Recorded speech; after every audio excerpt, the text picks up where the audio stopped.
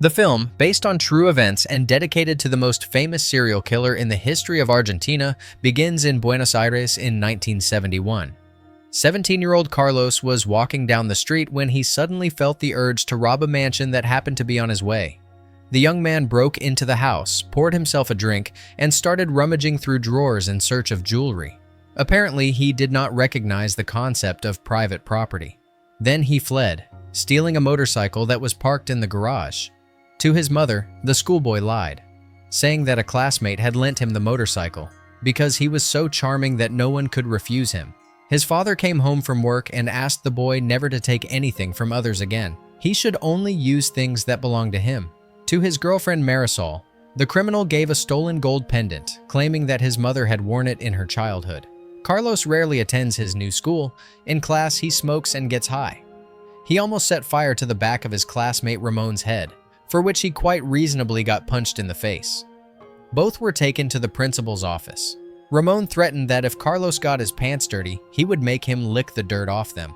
Apparently, this guy is completely unhinged if he keeps provoking Ramon. In reality, Carlos intends to befriend him, so he gives him a stolen vinyl record. Ramon is also an experienced thief. He decides to introduce Carlos to his gangster family. Jose is eating potatoes while cleaning a pistol. Jose offers the guest to fire the gun right there in the house. Carlos admits that he is a born thief. However, everything he steals he usually just gives away to people so that they will like him. He wants to shoot some more, but the owner of the house says that bullets cost money. Then the teenager suggests robbing a gun shop. The family likes the idea. At night, Carlos climbs into the gun store through the roof and collects all the rifles and pistols. Ramon loads the huge arsenal into the car. In the end, Carlos goes back in to take all the ammunition as well. Ana Maria is pleased to see today's haul. Nevertheless, Jose scolds the newcomer. According to the plan, Carlos was only supposed to scout the place, not carry out piles of guns himself. The boy is certainly a real criminal genius, but far too unpredictable. However, Ramon assures them that his new friend will listen to him. The father is pleased. They now have a truly strong gang. One morning, Ramon hands his accomplice a fake passport, just in case, and a wad of cash, his share from the sale of the weapons. The criminals get information about a mansion full of expensive paintings. It is inhabited by a lonely old man who never leaves the house. Therefore, they will have to rob it while he is inside. At night, the young men break into the house, and Carlos, startled, wounds the man. The latter says nothing and goes upstairs, where he stares at a painting.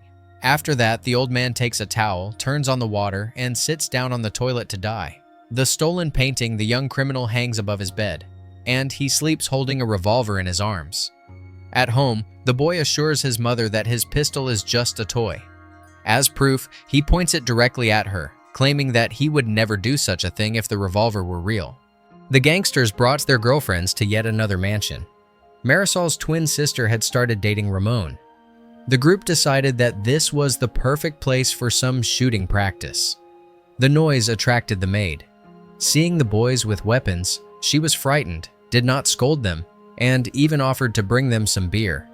Jose was not pleased that during their last job the boys had killed an old man and then went so far as to hang his paintings all over the house.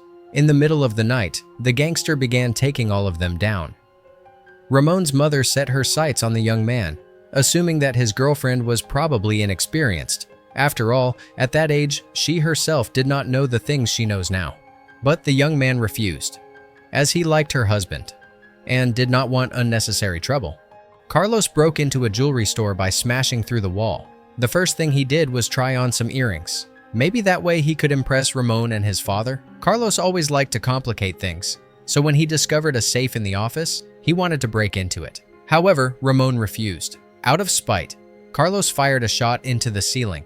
The friends moved into a hotel. Carlos gave a stolen brooch to a drunken homeless man, but Ramon did not appreciate this generous gesture. He asked his partner not to flaunt their loot. In a nightclub, Ramon pointed out Federico, a flamboyant collector. He would help them sell the paintings if he were allowed to touch them in a certain place. The bartender demanded that they not engage in any of their gay business there. Ramon flew into a rage and smashed a bottle over the bartender's head. The rich man invited the partners to bring the goods to his house. At first, Federico backed out. He did not want to deal with stolen items. But when he realized that these two would not take no for an answer, he decided to get what he wanted. and led Ramon into the bedroom. No, of course, Ramon was not gay. It was all for business. Carlos peeked into the bedroom and felt jealous of the rich man. Still, it was a way to get rid of the paintings. By morning, the criminals returned to the nightclub. The place was already closed, and the bartender and waiter were asleep in the back room. Without thinking much about it, Carlos pulled out 2 pistols and shot them both at the same time, explaining that he was avenging his friend for being beaten. Ramon was shocked by the turn of events and hurried to leave the club. The rich man began promoting Ramon on television. He was even being shown on TV. The young man did not care what he had to do, as long as he could become famous and quit robbing. After his TV appearance, Ramon called his parents. It turned out that his gangster father was ashamed of his son, so the boy needed to think carefully about how he was going to make a living. Carlos's mother met the gangster family since her son supposedly worked in their store. The boy had not been home for several months. The woman believed that Ramon was a bad influence on her son and that their children should not be spending time together. The accomplices had just stolen a car. As luck would have it, they ran straight into a police checkpoint. Carlos showed his fake passport, but Ramon had forgotten his documents at home. They were both ordered to get out of the car. Carlos somehow managed to discreetly toss his pistols into the grass. The boys were searched and taken to the police station. Ramon was forced to give his real name. Suddenly, Carlos asked to be left alone with the chief. First, the young man showed him a wad of cash, then offered to go fetch Ramon's documents, leaving his own at the station. The chief told him to bring back more money. Carlos went home and brought a whole bag of cash to the station, everything he had. However, at the last moment, he stopped, thought for a bit, and drove away. Carlos abandoned his friend and returned home. His mother had just cooked his favorite dish. Carlito came back and sat there as if nothing had happened. His parents no longer believed he would ever amount to anything. His mother suggested they take a family trip somewhere. Unfortunately, they did not have much money. So Carlos threw the bag full of peso bundles onto the table. His honest father threatened to personally take the stolen money to the police if his son did not do it himself. The man could not sleep that night. He buried the loot in the yard. That same night, Carlos found his pistols and began following Ramon. Ramon now had a new partner, someone he had met in prison. Carlos did not want to be left out. He claimed that at the station they had supposedly been trying to set him up. Miguel was also a thief. Now he was working with the family and constantly hanging out with his friends. Miguel remembered that it was the wealthy Federico, Ramon's patron, who had gotten them out of prison, and began making jokes about the 2 men's fondness for each other. The old man even wanted to take the new friend to Paris. The trio set out on another job. They blocked the road for a truck and took a pistol from the driver. Ramon found a bag of money and headed back to the car. However, the driver pulled another gun from under the seat. Carlos covered his partners by riddling the man with bullets. The criminals returned home with their loot. Ana Maria had already taken a liking to the new gang member. She sent Carlos to burn the car so she could be alone with Miguel. The boy crashed into a tree, doused the vehicle with gasoline, and blew it up. The killer felt sad. Soon he would lose his beloved friend. In that case, he would make sure no one else could have him either. One day, the young man was driving a drunk Ramon and suddenly swerved into the oncoming lane. In the morning, the police came to the family's house and informed Ana Maria that her son had died in a car accident. Carlos had only broken his arm. Miguel was left without a partner, but he urgently needed money, so he hoped Carlos would become his new accomplice. The boy wanted to return to that jewelry store and finally crack the safe. Inside, a harmless, chubby security guard was dozing. As soon as the man woke up, Carlos immediately shot him in the face, then turned his attention to the safe. After some time, he made a hole in the back wall, only to discover that it was empty. While he was messing around, Miguel dozed off. When he woke up, the man suspected that his partner was lying, claiming that the safe had been empty from the start. Miguel began moving toward Carlos. As always, Carlos immediately opened fire. The man hid behind a metal box, but Carlos quickly found him and blew his brains out, then used a welding torch. In the morning, the young man went out to buy cigarettes. At the kiosk, he noticed that police officers were speaking with his mother. Carlos was completely unfazed and walked straight toward them.